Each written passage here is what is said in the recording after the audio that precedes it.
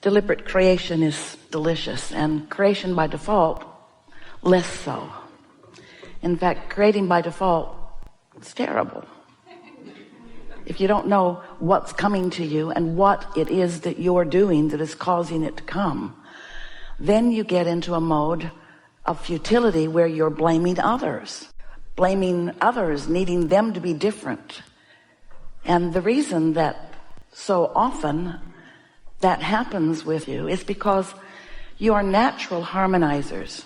You are born with every aspect of your being seeking harmony.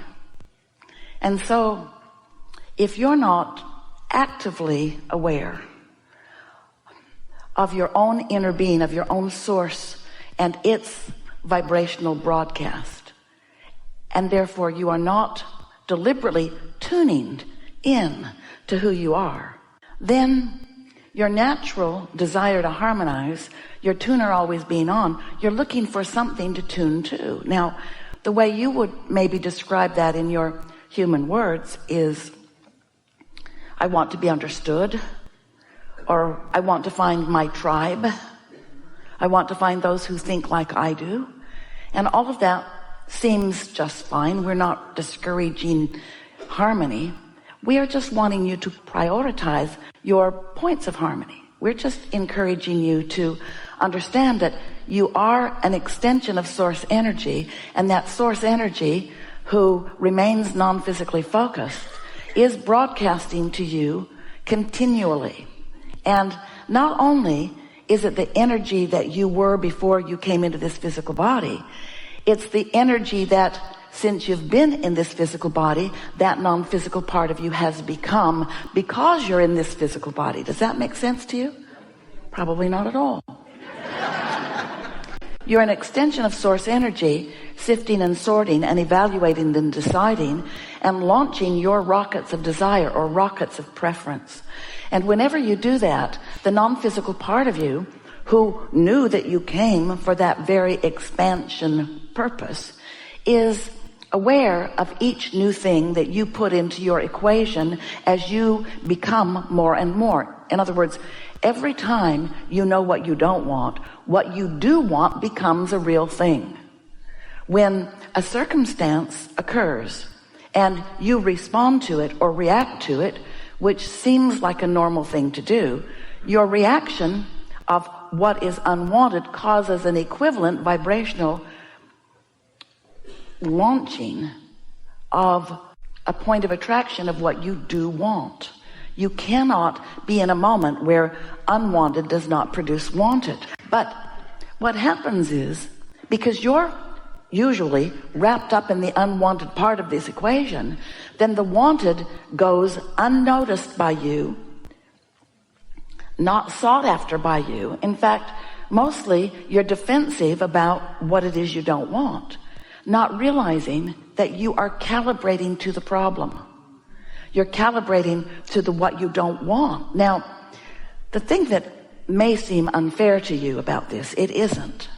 But it may, until you get the whole picture understood and are actively calibrating deliberately. It may seem like when something happens that it's normal to have a knee-jerk response to it, and it is. But it's not normal to make a lifestyle out of that knee-jerk response. It's not normal to band together with others and complain in louder and louder voices about what you don't want, because what happens is you practice a vibration that doesn't let you move in the direction of your solution. And so this is what's weird and tricky and wonderful about all of this, is that the more you complain, the more you ask for more, the more your inner being becomes the solution. The more you focus on the problem, the more your inner being becomes the solution. So the potential of you tearing yourself apart with your unwillingness or unknowingness to turn in the direction of the solution sooner is what keeps you on edge. And you know, it's not big things that keep you from calibrating to who you really are. It's those petty, little, inconsequential things that should not be ruffling your feathers, but do ruffle your feathers, because your feathers are ruffable. Your chain is yankable, your goat is gettable. Your buttons are pushable. Esther said the other day to our friend, I keep leaving my goat out where others can get it. I wouldn't leave my goat right out there. Nobody would get it. And there's something to that. In other words, if you practice, if it is so important to you that you harmonize with this one and this one and this one and this one and this one, first of all, it's not easy. If there's only one of them, you can pull it off. If you just got one person that you are harmonizing with, you can pull it off for a while till you want to kill them. But if there are 2 of them or 3 of them or 4 of them, if there are more people that you are practiced at harmonizing with, and if they should, this hardly ever happens. It always happens. They want different things from you.